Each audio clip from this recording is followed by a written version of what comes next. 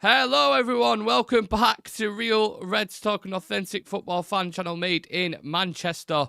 Apologies about being late. I've literally just done a full intro for about 2 minutes and then realised that I wasn't streaming because the screen wasn't on the thing, so I was like, what on earth is going on here? Right, this is the team anyway, and then we'll dive back into the actual, the whole cracking situation. So Onana in net, Mazraoui right centre back, Matheus de Ligt is your central centre back, and Lisandro Martinez on the left hand side. Diego Dalot as your right wing back, Casemiro and Bruno Fernandes make up the midfield in the middle.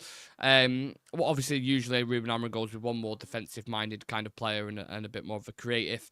And then Tyrell Malacia as your left wing back. We then have Amad Diallo, Joshua Zirkzee, and Marcus Rashford returns in the lineup, starting for the first time in a couple of games, I think, because he didn't start against Arsenal, did he? I don't think he started against Nottingham Forest. So he'll be eager.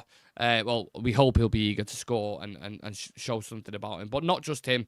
Everyone else on that pitch, bar, a couple, will be looking to impress. So I don't mind that team at all. Obviously, it's not much of a surprise, is it, in reality, because we kind of expected MALACIA to start. A lot of people thought probably Lisandro, Bruno, these guys would start. But having Amad, I think at least, in the kind of final three, final three in the front three, should I say, is interesting combination, which I definitely want to talk about. But look, Viktoria Plzen, for whatever you want to regard them as, if you don't want to regard them as tough competition, they are quite literally level on points with us in the Europa League. So people in the Premier League will call this a 6.0 or what have you, but we are 12th on 9 points, and Viktoria Plzen are 13th on 9 points.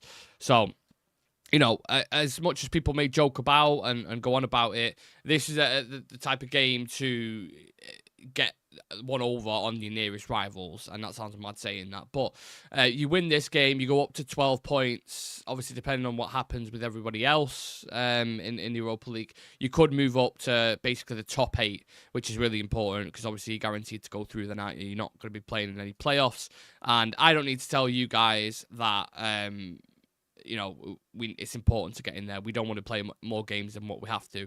So this is the team. Let me know your thoughts on that team. If you see us getting a win today, how you feel about the game in general. UTFR tuning straight in saying they're unbeaten at home and we're shit. So that's the kind of positivity that we need to do. I actually forgot to go live on TikTok. So I'm all over the place. Today in general, if you guys were on the afternoon show, you would have seen I was all over the place. My brain just wasn't working. So I've actually gone live on YouTube and then not gone live on TikTok either. So if you can bear with me 2 seconds, I appreciate there's only a couple of you in at the minute. I'm just going to literally do a very quick, not very quick, but I'm going to set up very quickly for the live because I think it's important to bring everybody in this. I want as much of the community as possible.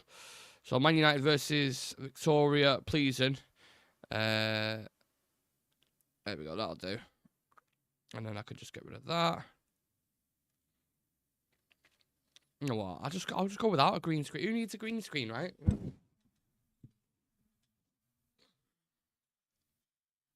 Wow, that's weird. Maybe I do need a green screen. That looks a bit mad. Right, that'll do. There we go. Okay, we go live. I've not got time to set up any of that stuff. Jay McGrogan, interested to see how Amad gets on. If Bruno can maintain some discipline in his role tonight, perhaps there may be some goals.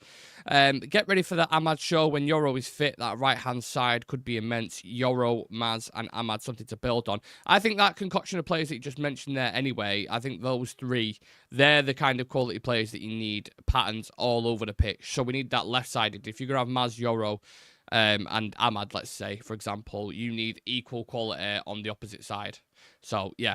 Just for people tuning in on TikTok, the team, Man United's team, is Onana in net, Mazraoui, de Ligt, and Martinez as your back three, Dalot, Fernandes, Casemiro, Malacia as your 4 across the middle, and then Amad, Rashford, and Zirkzee up top. So Amad Diallo in attacking midfield position where I've wanted to see him for a while. For anyone who wants to know Viktoria Plzen's lineup, you probably won't know the majority of these players, and I'm going to struggle trying to mention their names, but I'm going to do it anyway. Jedlika is in net. That's what we know, okay? Due, Markovic, Jamelka, and Kadu. And then we have Serve, Kalvac, Sawar, and Sulk, and Vaseline and Vidra. Now, Vaseline, not like the Vaseline, what you you people get up to certain things with. Vidra will be the one name that you will know because he played for Burnley and he also played for Watford and won both times when it was involved in a win over Manchester United, playing for both clubs. So that's something if you want something there. But yeah, it's not a standout squad. It's not an amazing squad. United should be going to beat this team today. That's not being cocky. Like, you just should. If you want to go and win, camera's shocking. My camera's shocking. Oh, shaking. Oh, right. Yeah, that's just because I don't know why it's shaking. It's just because it's on a thing. I thought you said shocking. I was like, I've got a bloody iPhone, mate. What are you on about? Right. I've lost my train of thought now. Andy Williams is saying Ahmad seems like our only goal threat, considering the other two are as inconsistent as a scratch card. Andy with the analogies there. I like to see that. Yeah, look, it's rotation again, isn't it? And, Gary Neville has been very vocal about rotation, and he doesn't think... You can't win as a manager, can you? Because under Ten Hag, when we would play the consistent numbers week in, week out, people would moan that, oh, he's overplaying him, he's not rotating enough. Then you have a manager who comes in and actually starts to rotate, much like Chelsea are basically in their Conference League, but no one's going on about that because they're winning games. Because Amorim is rotating and he's trying to get as much freshness out of the players as possible and give as much game time to people as possible to really formulate his plan and see what his best team is, I don't have an issue with that. Obviously, he can't keep doing it. He can't do it for the rest of the season. But if he needs to do it for the first couple of weeks, short-term pain for long-term gain, then it's being done. And to be honest, I trust Amorim's opinion in management much more than I do Gary Neville's. Gary Neville was shocking. I love Gary Neville as well, but his management, he was shit at Valencia. So just because Gary Neville says it doesn't mean it's glitters gold and everything's true and he's absolutely spot on. Like, it's nonsense. If Amorim believes this is the best way to go about it, that's Amorim. You know what I mean? Appreciate all the gifts, everyone. Thank you very much. Yeah, Amorim's actually just been speaking to TNT Sports, saying, I think it's important for us to have a player in that attacking position like Ahmad. Always, I think it's a very good position for him. He's in a great moment and we'll try to use it. But equally, the wing-back, I was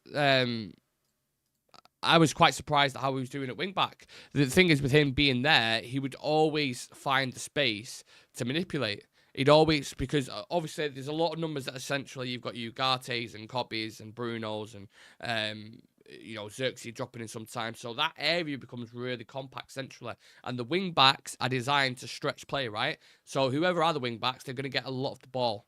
And having Ahmad being a player who gets a lot of the ball can affect the game, especially with the form that he's in at the moment.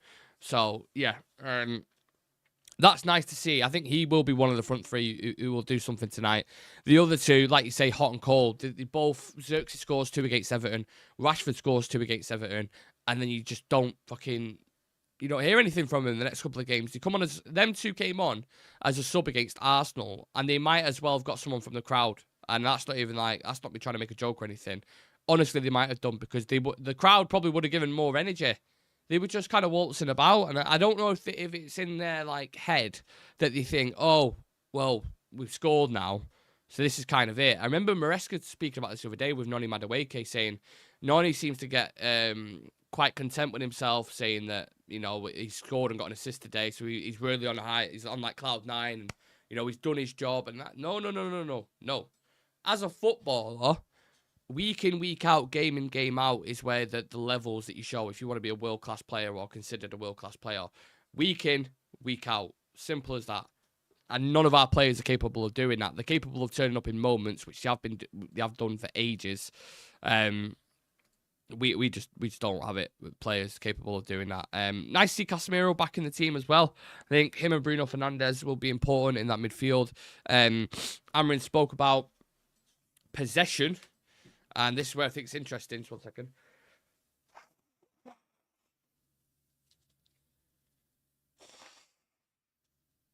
He spoke about dominating the game away from home.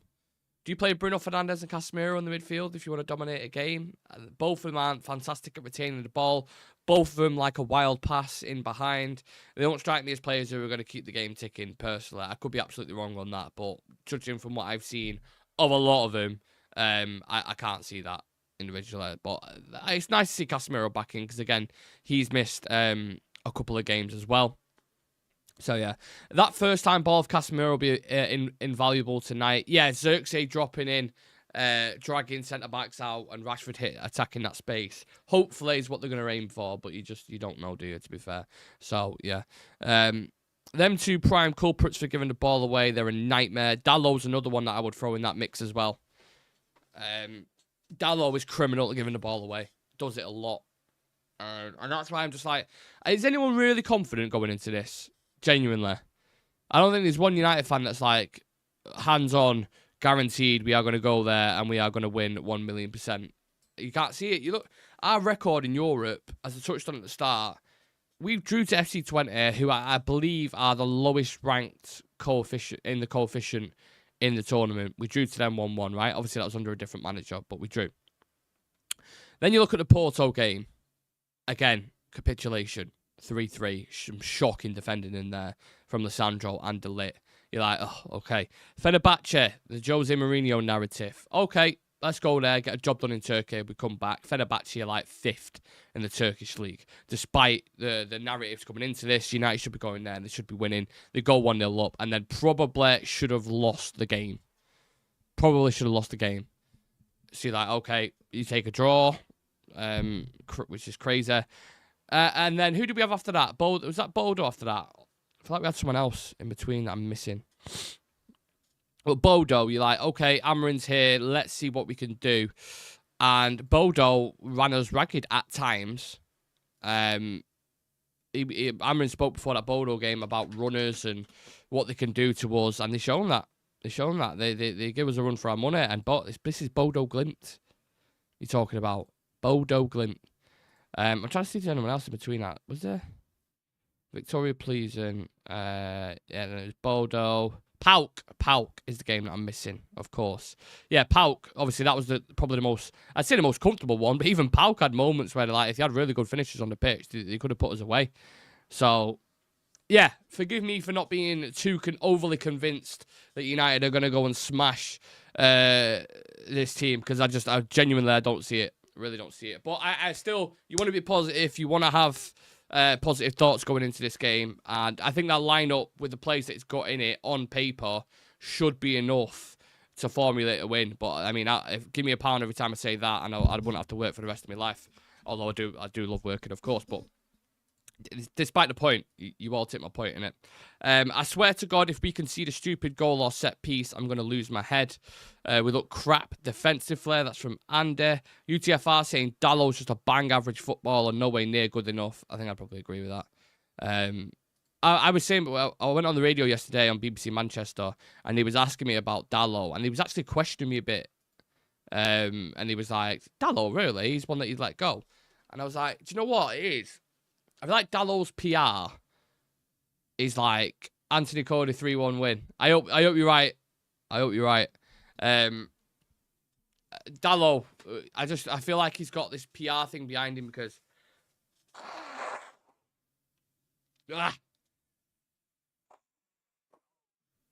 fucking hell, man. It's that time of the year, innit? Everyone's just got flu season, nose blocked, all that shit. Dallow's one of those players who's got like this PR around him because he trains really well, because he's one of the lads, because he's working, doing extras, that people are a little bit like scared to criticize him or whatever. But he's got a lot to work on before he's even considered a top wing back. A lot to work on. I mean, I can't count how many times when he was in a back four, the amount of times he wouldn't defend his back post and would leave a man consistently. His marking is shocking. Even this season, on multiple corners, letting a man go, not touching tight to him, lapses in concentration, giving the ball away. That is Dallow in a nutshell. He's not... I mean, I remember last year, and I was probably critical of it as well, putting him up against certain players, saying one of the better wing-backs in the league. Nonsense. Not good enough. Not good enough. He was arguing on the overlap, on Stick to Football, today, about him being better than... who was it? Is it Steve Finnan? Not Steve Finnan. Who was the wing-back who played in Istanbul for Liverpool? Is it Finnan? I feel like it's Finnan. And he was saying Dallow's not even better than him.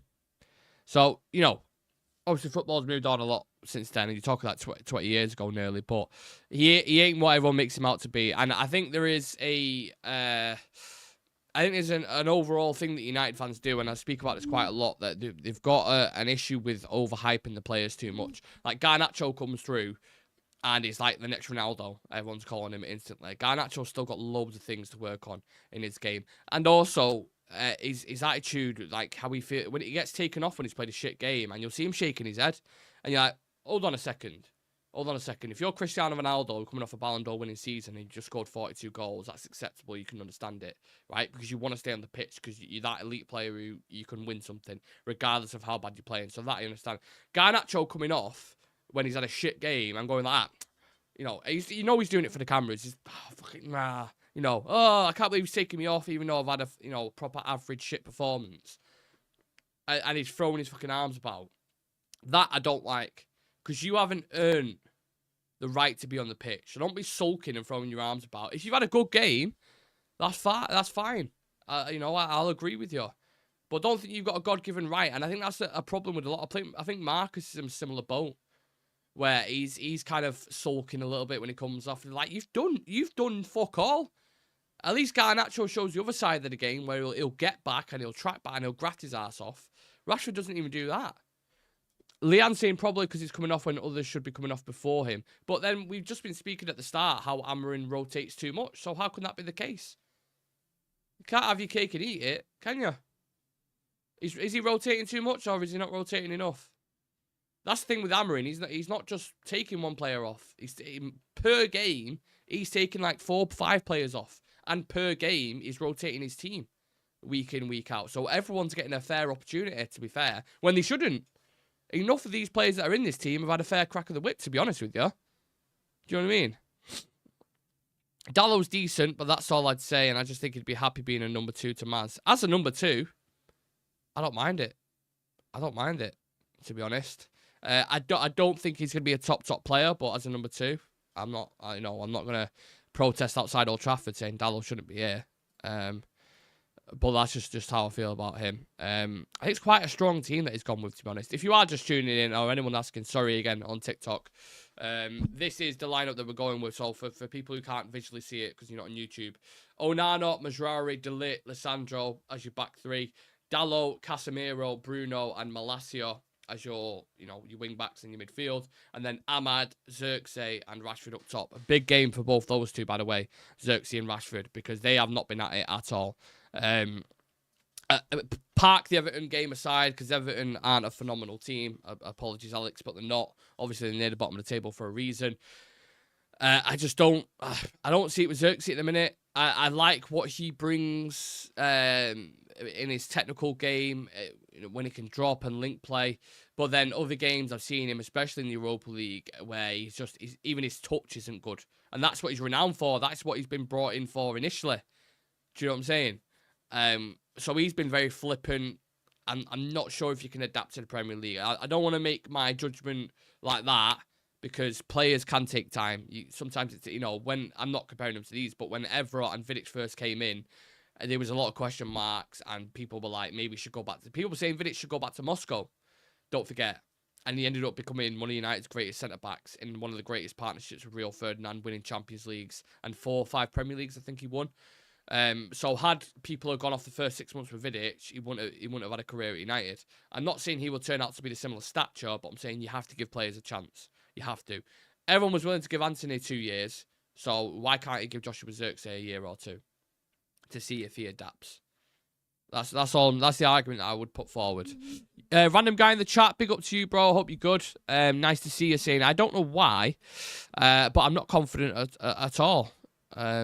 Jokes, just kidding. I know why. Because we're shit. Dallow to attacking. Yeah, look. There is we can all go through the list of problems that we've got in this team. Every single one of us knows them. The thing is, we are currently in December at the minute. So there's not much you can do. There's nothing you can do about it, is there? Fuck all.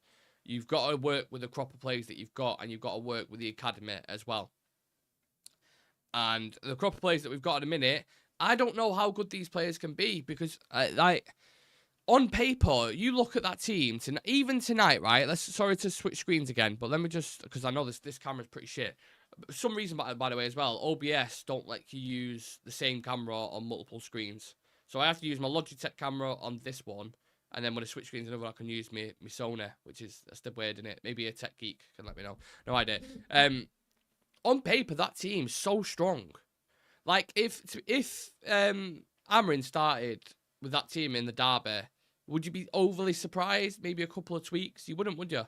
Maybe Højlund comes in. Maybe Ugarte comes in. But that's quite a strong team against Viktoria Plzen. Onana, Majori, Licho, MALACIA, Bruno, Casemiro, Dalot, Ahmad, Xerxes, Rashford. That's very, very strong. A very strong team. So on paper, you're like, we should win the Europa League, or we should at least go really far in it. But they never replicate that on the pitch. Never, ever. So anyone who isn't feeling confident about this game, you're logical. It's not, you don't feel weird for not being confident. We've been dog shit for ages. Just truth. Speak your truth, man. That's probably got something to do with it as well, but they're saying his all-around attitude stinks. To attack, has he got an assist? He's attacked. You know what? One thing I thought about that the other day that kind of like where reality hit home for me, it was when I sat there and thought, what's Dalot actually good at? Like, if you're to list the things now, name one thing he's really good at. Because I can't. He's like okay at some things, you know. I can't name one thing he's really good at, and that's a problem. You know, you ask me what's one good thing Kevin De Bruyne's good at, that early cross, those low crosses, shooting, right foot, left foot, vision. Like, you can list off the top of your head. I'm sat there thinking about Dalot. I'm like, high fives, Andy. Yeah, there's something he's good at. You could definitely say high fives. Apart from that, you don't know, and that's the problem. That is a big, big problem for me. Who would anyone take would anyone take 35 million for Rashford? Personally, I would take it, pure profit and wages off the books. I think he's gone in the summer. Marcus Rashford. Genuinely, I think he's gone. And I think it's time to go, to be honest with you. I think he's had enough time to prove. I mean, I don't want to go over this because I've spoken about this so much. It almost feels like a fueled agenda when I keep talking about him. It's obviously a massive topic, but I've said my feelings on it. I think he should go. I think it's better for him. I think it's better for the club. In general, it's just better if he goes. So hopefully he does. Hopefully we get some money for him, and we can stop talking about this heroic Rashford story arc where he's going to become a captain for us, and he's going to beat Wayne Rooney's record, and all these kind of things that have, you know, come out over the past 5 years, and just put it to bed. And we don't have to discuss it. It almost feels like, you remember the takeover? The amount of shows we did as a community, as a channel, on the takeover. Will it happen? Will it be Qatar? Will it be Sir Jim Ratcliffe? Oh, Qatar's in the race. Qatar have won it. No, they're not actually. You know, who was it? Who's that business magazine who said they've been given exclusivity rights? Bloomberg, was it? Or Reuters? It's either Bloomberg or Reuters. It was like, Qatar have exclusivity. No, that's bullshit. They don't have exclusivity. It was like, what? I thought Bloomberg and Reuters were a credible source. No, they're not. And now Sir Jim Ratcliffe's in the race. Qatar are out. They've dropped. You're just like, oh my God. It feels like that again, where it's just dragging on and dragging on and dragging on. Just cut the head off the snake and deal with it like that, please, for the love of God, so I don't have to keep speaking about it. I'd rather speak about the future and going forward rather than, you know, similar shit. Just a quick stat coming in here. Should he score from the bench today, Rasmus Højlund could become the third Man United player to score 9 goals in Europe before they turn 22. He's got quite a phenomenal record in Europe, hasn't he, Rasmus? The first season, obviously, 5 goals in the group stage, top goal scorer in the group stage, which was amazing. Scored 1 against Bodo, or was it 2 against Bodo that he scored? I think it was 2, wasn't it, in the second half. He seems to like Europe for whatever reason. I don't know what it is. I don't know if it's some players seem to flourish more for whatever reason. Wonder how much we're going to get for Hamas. He's definitely gone. Yeah, bizarre, innit? You thought with Harry Hamas, I think that's a great point you make there, Andy. With Harry Hamas, when Amorim was coming in, I thought, okay, I thought there might be more of a likelihood that he's probably going to get minutes, because if you watch him as a player, he never got really given a chance in the back four because a lot of the coaches were suspicious of him defensively, right? So you're like, okay, he needs to work on that. May take a couple of years to start really pushing in. But there's potential there. And then Amorim comes in, you're like, okay, wing back position. I could potentially see this, you know, in a cup game or what have you. And maybe that'll still come. Maybe it'll still come with time. But you felt like, okay, Amas will get some minutes in the system. It suits him down to a T. You watch him going forward, he's really good. He's a bit of a Luke Shaw regen, to be fair. And then you don't have to deal with what's going on behind you as much. Do you know what I'm saying? So, in that respect, I felt like he'd get more minutes. But now I'm like, you're not seeing him. You're not really seeing him in training much. You know, you've seen others promoted like Konkonki, the centre-back. Toby Collier was in training and will be a part of the squad tonight. And you've seen nothing of Amas at all. So, whether it is, he might send him out on loan, get some experience. It all depends what goes on in the market. Because if they go and buy a couple, like they're buying, what's his name? Diego Leon from Paraguay. Where's, like, if you're Harry Amas and you're seeing that, you're like, you're like, I'm not going to get any minutes there, am I? Especially because they're going to go and buy a senior left back as well. So it's tough for him. He'll end up going out on loan or getting sold, in my opinion. Genuinely think that. Shay Bork 1958 saying, yes, mate. Hello, Shay. Hope you're good, pal. Let us know your score predictions on the game. My throat's going, so it's not going to be a long... what time do we kick off? 1:45. I'll go for as long as I can, but I can feel my throat really getting like sharp and sore now. So you guys can do the questions and the talking as much as you can, and I'll answer him. To be honest, I watched a lot of 18s and 21s. He's dropped off big time. He's been very poor. Yeah, it happens. It happens. Sometimes the players can't cut it at the top level, and that's absolutely fine. You can still have a top career as a player if you don't make it at Manchester United. Loads of players had. So look at Shola Shoret here. People might say, oh, well, he's dropped off the face of a cliff, but he's still playing for PAOK. He's playing in the Europa League. He's a starter for PAOK, living in Greece. Still a decent life, innit? You know what I mean? Better than living in fucking Eccles. Selling that for free. So people can still have a great career. No problem with that whatsoever. What other games on tonight? You've got, is it Rangers and Spurs, I think? Surely there's loads of other ones on tonight, right? Yeah. Roma and Braga. Like, and the fact you can't have teams from the Champions League dropping down into this competition, and that's even more of a case why United should be winning this. Like, yeah. Viktoria Plzen United, of course. You've got Nice, who are bottom. I'm pretty sure Nice are at the bottom of the Europa League, which is crazy. You think about all the promise that Ratcliffe was giving to those fans. We're going to compete with PSG. We're going to do well in Europe. Bollocks. Olympiacos, Bordeaux against Besiktas, Porto against Midland, Ajax against Lazio was probably the most eye-catching one because I'm pretty sure those two are near the top of the table, right? Yeah, Lazio was second, Ajax is sixth. So if Ajax beat them, they'll go level on points with him. I mean, Lazio, that tells you everything you need to know about this. Lazio are near the top, and they're fifth in Serie A. They're fifth. That's the level of competition you're dealing with. You've got to go and win this tournament. You've got to go and win it. That's your ticket. Andy, I'm really excited about Obi Martin. Chido Obi Martin is one again. But let me say something with youngsters, right?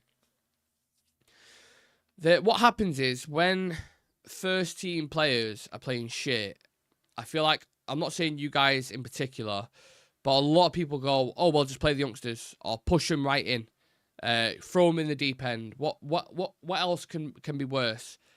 The step up from academy football to Premier League football, even Europa League football, is night and day.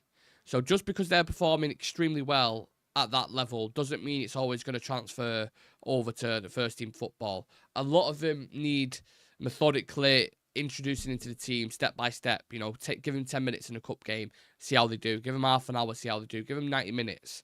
Then we can have conversations. Just because he's banging him in in for the under 18s or whatever doesn't mean he's going to be massively successful. I know he's a big talent, and he'll get his games, he'll get his minutes, but don't rush the process with players. Don't force their growth, you know? Drip feed them. Look at how long it took Phil Foden to get into City's team. Ages. Everyone was like crying out for him to play. It sometimes just takes time, man. I hear that, Nick, but I hear he adapted so well to new surroundings. Look, I think maybe next year, still the same season. I think next year he might get minutes in a cup game, and if he does well, obviously give him more minutes, give him 20 minutes, keep going and going, but don't expect the world from him. Is the point I'm trying to make, because it doesn't always work out like that. I mean, we're just talking about Amas and how everyone's pushing for him, 12 months ago. He needs to be in the team, needs to give him minutes, and now it's like, oh, actually, he might not be ready. A couple of quotes coming in from the manager, Ruben Amorim. We're trying to find out what is the best position for every player. Today, we're going to see Ahmad a little bit further up on the pitch, and we're learning during games, so we need to face different oppositions, different opponents with different characteristics. So, based off that comment from Ruben Amorim there, let's have that conversation. We might as well. People on TikTok get involved. People on YouTube get involved as well. Smash like on the video and subscribe if you can. Let's have that conversation. So, through position by position, based off what you've seen under Amorim so far, who is the best player in each position for you personally that you've seen in terms of their performances and cameos? And let me know if you agree with me. So I'll go through mine. Onana in net. I know he made a mistake the other day, but he is his number one goalkeeper. Simple as that. De Ligt as your central centre-back, although I think Maguire could push him for that spot. And the reason why I say that, experience is obviously invaluable, first and foremost. I think those long balls he could play into the wing-backs is very important for an Amorim system. He's very comfortable in possession. The one thing I'll say about him, though, he's not great at receiving it on the half-turn or pinging. Do you know what I mean? He's not great at that. So that'll be a conversation. But De Ligt for now as the central centre-back, I think is good. I think I would rather have Mazraoui at left-sided centre-half than Lissandro. Genuinely. I don't like Lissandro in that left-sided centre-half, but a lot of people already know that if they watch this channel. In the midfield, Ugarte-Kobe is the best partnership that you can do. I don't like Bruno deep. I think the experiment with that you saw in the second half against Arsenal, losing the ball too much, pressing like a headless chicken, not keeping his structure. Don't like him there. Prefer him higher up on the pitch. So I would have Ugarte and Kobe. Wing-backs is really interesting. So I'll go with Ahmad at right wing-back. I prefer MALACIA at left wing-back to Dalot. I just don't like Dalot at the minute. And then I would go... I think Yoro, needs to come on that right-sided centre-half. I don't even know if I spoke about that, but Yoro needs to be in there. And then your front three would be Bruno, Rasmus,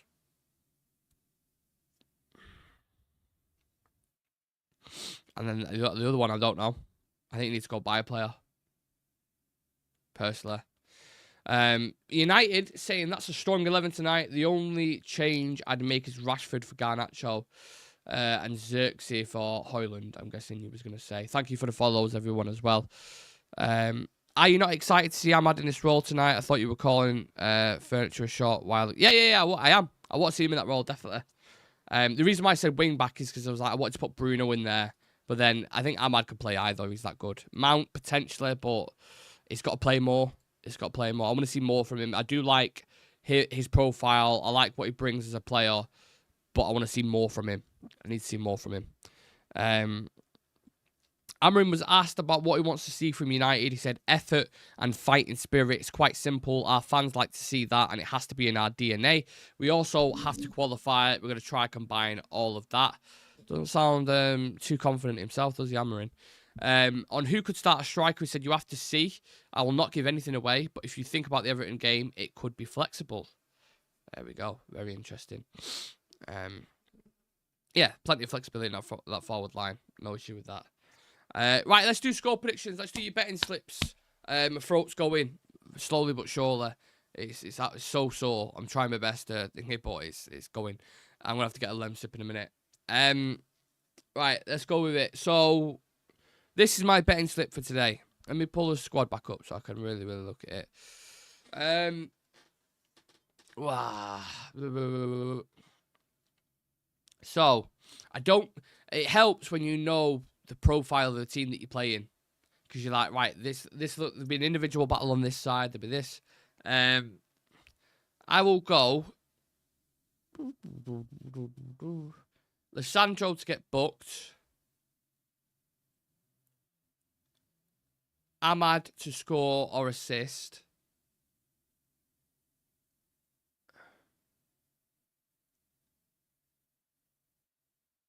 Dalot shot on target. And United to draw. Is that crazy? Lissandro yellow. Ahmad to score or assist. Dalot shot on target. United to draw. There's the 4. There's my betting slip that I would put on. James McGoggan's going 3-1 United. Bruno and Ahmad ×2. UTFR saying we'll be lucky to get a draw. At least we're on the same wavelength. UTFR. Xerxes, Ahmad and Hoyland to score. Random saying 2-2. Ahmad and Rashid to score. Casemiro to get sent off. Oh my goodness me. I hope not. I hope not. And a Dalot assist as well. I have a feeling Dalot's going to do something today. What are we saying in TikTok? What do we think? Score predictions or betting slip for Manchester United. Talk to me, people. Talk to me. Ooh. A lot of people saying they've got a bad feeling now. Don't say that. You're going to curse the game. You're going to curse it. Click on the link in my bio to watch the live football. No, thank you. I've got a subscription to Discovery Plus. Thank you. Or TNT or whatever you want to call it. There we go. Right. So, people. What was I say? Oh, yeah. That's what I was going to say. So, kickoff is in 15 minutes' time. Strap yourself in for the game. Watch it with a close eye. I want to hear your best analysis after it. We'll have me and a couple of lads on the post-match analysis, as always, straight after the game within, like, literally a couple of minutes. So I hope to see every single one of you there, whether you're on TikTok or whether you're on YouTube. If you can, leave a like on the video for us before you head off. That would be really, really great. I'm going to go get a lem sip. Hopefully my throat's okay to do the post-match review. And then, yeah, let's see what United have got in store for us today, right?